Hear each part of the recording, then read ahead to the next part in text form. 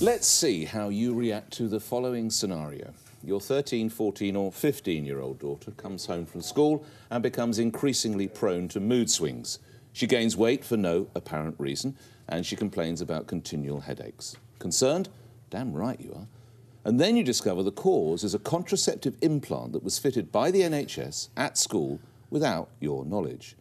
Some 10,600 girls aged 15 or below, including 39 aged 12 or under, were given such implants over the last couple of years. And patient confidentiality rules mean no parental consent is necessary. Now, granted, in a small number of cases, there will be genuine medical reasons for these procedures, and granted, many young people are going to want to have sex. But can anyone explain why the state is complicit in preparing underage girls to break the law without even telling mum or dad?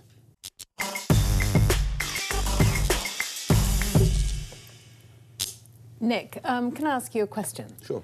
How old were you when you first had sex? 15. Right, so you had illegal underage sex? Yes. Right. And how old was the girl that you were having Older. sex with? Oh, OK, that's your story. Yes, considerably older. It's almost a Mrs. Robinson thing. I'm going to ask you another question. Well, you didn't win on that one, but go ahead. No, I did win, because you had illegal sex, which is something you're getting very exercised about. Would you prefer that girls under 16 had protected sex or had abortions? I would prefer they had protected sex, so long as mum and dad know. Right. So you think that girls who are going to have sex anyway are actually going to seek permission from their parents before they do, and that's all right then? I think state... Your argument. I think state-sanctioned contraceptives such as this, where mum or dad doesn't know that their daughter has had something implanted in them, is akin to child abuse. Right, Nick, I've got a slight issue with this one, right? Go ahead. I've got a slight issue with this one. I was brought up in a children's home in my teen years, all right? And... like yourself, you know, you have those urges from sort of like 13 plus. I was 13, mate. anyway, right. So, regardless, other children in the children's home had the same urges as me. All right. Yep. Now, out of the 4 girls that were there, 3 of them eventually fell pregnant. Okay, because they didn't want to say to the staff what they were doing because they felt that they would get in trouble for doing so. Okay. Yes. Okay. The only girl that didn't get pregnant took the pill but told the staff. OK? And that's how it happened. So I have a bit of an issue that, you know, if you shut the door like that, then children have got no one to turn to. They'll do it anyway. Right. Do you know what I mean? They will do it. So that's how it is. June. Nick, I completely agree with you. Thank you. Because we're also making the assumption that these young girls are having sex with other young people. We're not factoring sexual abuse here.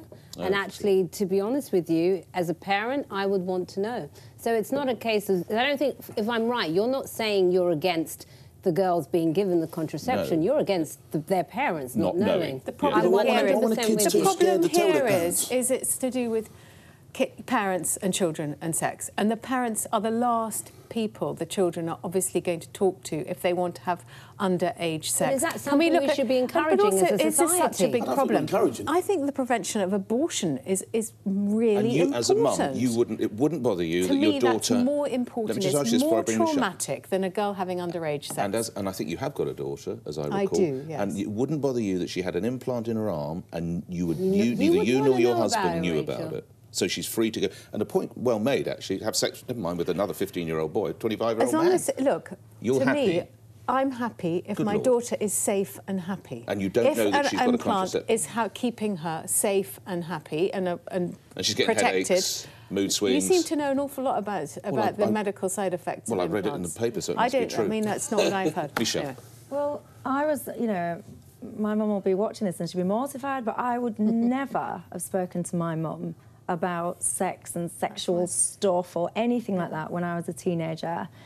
But irrelevant of that, I think it is so disturbing that a school, because some of this is going on in schools, etc., that the state can implant something into a child without parental knowledge or consent.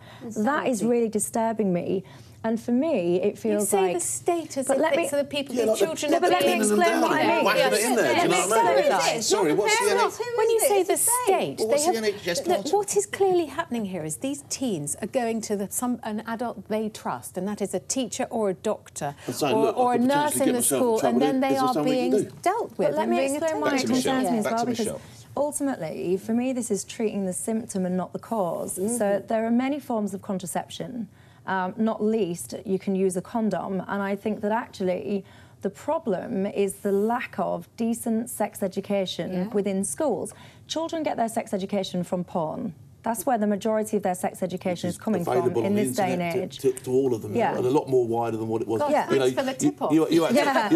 Phil's going to share some of his sites. You had to be tall enough to reach the top shelf when I was a kid. Do you know what I mean? You're a tall guy there, so it was all right. Both you and I have been young lads, right? Yeah. We would have egged on those respective girlfriends. Don't tell your mum, don't tell your girl. Go and tell Mrs. Jones. Say to Mrs. Jones, you need one of those implants, and then happy days, we're off and running. They weren't available then. No, but today, and that's what these lads will be doing. Yes. And then suddenly this girl, without her parents' knowledge, we have provided her to go and have underage sex. And you two, who I really like, you both seem to say, yeah, well, it's a price worth paying. The alternative... These two. I'm just saying it's happening anyway. It's happening anyway. So we don't even try and combat it? Well, I think that actually Michelle's put her finger on it. Let's hear from Phil. The issue seems to be the kid approaching the parent because the kid will be scared. Exactly. And I don't, you know, I wasn't brought up with my parents, unfortunately, but, you know, I wouldn't have wanted... Dad, just going to be knocking the back out of someone for a bit. You know, is that OK? You're not going to ask her. Do you know what I mean? It's not going to happen. That's not a conversation that any parent is ever going to have with their kid. But this is parent or legal guardian, and actually what we should be encouraging is this is precisely the kind of conversations that parents should be having with their kids. At the end of the day, sometimes we sort of forget that sex is a big responsibility. I know, but how many children, as soon as a parent goes, I'll tell you what, son, sit down, we're going to talk about sex. No, but back to Michelle's point, if we're making sure that kids are getting the right level of sexual education, they actually will feel much more comfortable having this conversation with their parents, and there won't be the same sort of embarrassment around it. You want to I'm afraid that Rachel, the elephant in the room as a child, as a teenager, or as a pubescent child and as an adult is, you know, the kids don't want to think the parents have sex, the parents don't want to think the kids are having sex. They're all having sex, but nobody talks about it, and this is why the kids are going to the schools and to the doctors. But you don't need to implant something into somebody's arm in order to... But it is there are support. other forms of contraception, and we certainly shouldn't be doing it to under 12s. That's mad. Well, I think it needs to be said there are medical reasons. But if you read into it, cases, the parents would be informed then. If there are medical reasons, and honestly, that is what it turns on, Phil. I hear what you're saying, and I know that the conversations. It's not an easy thing to sit with your children, and for the children to sit with their parents. But it comes to the thing, which I think really, my sense is what turned June on my side. Yes. Which is that mum and dad don't know. So if your daughter starts to feel ill, your daughter starts to get really difficult moods. I mean, teenage girls, it's not easy anyway. Your daughter maybe is doing all sorts of stuff and is open to disease. OK, so the doctor should then betray the child's trust. It's been a big conversation. The child's come to the doctor, go, right, doctor, this is a big one for me. And then the doctor betrays the child's trust, goes to the parents and says, this has happened. The parents now know, but now the child or the next child goes, tell you what, I ain't got a doctor's grass shop. We live in a country where if a child falls in the playground and scrapes his knee, at some schools they won't put the Band-Aid on in case they're allergic to the plant. But we will give you a contraceptive implant without telling mum and dad. It's bloody ridiculous. It's not the person. It's not the person who's responsible in putting that bandage on. It's a doctor that's making this decision, and the doctor that's talking to the child. Warped priorities. Can I say one thing quickly? Back to Michelle's point about condoms. So what we're doing is we're actually encouraging young people to have unprotected sex. So, like you say, we don't need to implant anybody. With the rise of STDs and goodness knows what else, let's at least encourage them to use condoms. So you're saying it's OK if you use a condom? I'm not saying that. I'd rather that than be implanting 12-year-olds. Don't tell mum and dad to use condoms. You're right, get out of that. Much rather that. I think we should go to a break. We can continue sex education with Phil in the break.